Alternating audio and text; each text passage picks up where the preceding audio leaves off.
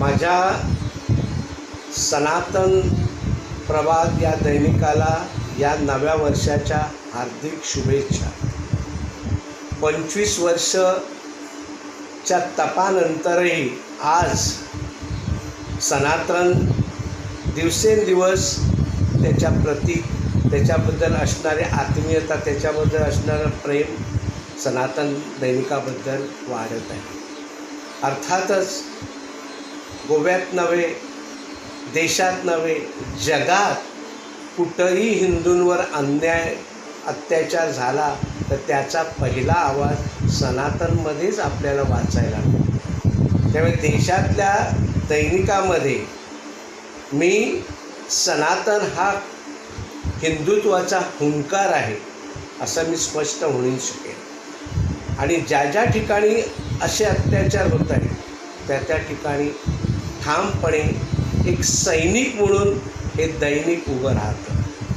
आणि त्यांनी घेतलेलं हे व्रत 25 वर्ष झाली आज, आणि 25 वर्षानंतरही त्यांच्या सनातनबद्दलची आवड लोकांमध्ये दिवसेंदिवस वाढत आहे. साहजिकच आपण ज्यावेळेस सकाळी पेपर उघडतो त्या राजकीय घडामोडी ऐकायला मिळतात, पण ज्या लोकांना आपल्या हिंदूंवर कुठं कुठं छळ होतो, आपल्या हिंदूंवर कुठं कुठं अन्याय होतो, हे जर तुम्हाला खऱ्या अर्थानं शोधायचं असेल, वाचायचं असेल, तपासायचं असेल तर निश्चितपणे मी सांगेन की सनातन दैनिकमध्येच आपल्याला हे मिळू शकेल.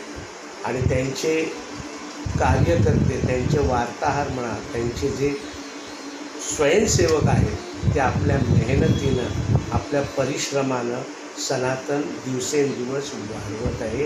त्याची लोकप्रियता एवढी अथांग सागरासारखी वाढत आहे. आणि त्याबद्दल या 25 वर्षाच्या कारकिर्दीत मी त्यांचं खरोखरच मनपूर्वक अभिनंदन करतो.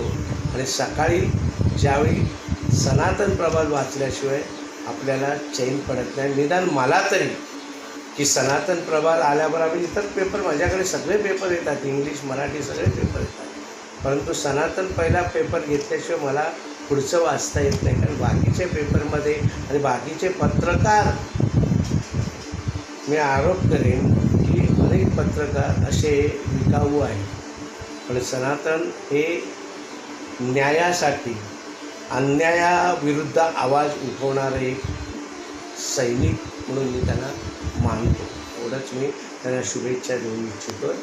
दिवसेंदिवस या नव्या वर्षाच्या हार्दिक शुभेच्छा. हे नववर्ष सनातन प्रभातला सुख, समृद्धी तसेच भरभराटीत जावं अशी ईश्वरचरणी प्रार्थना करतो. जय हिंद, जय भारत.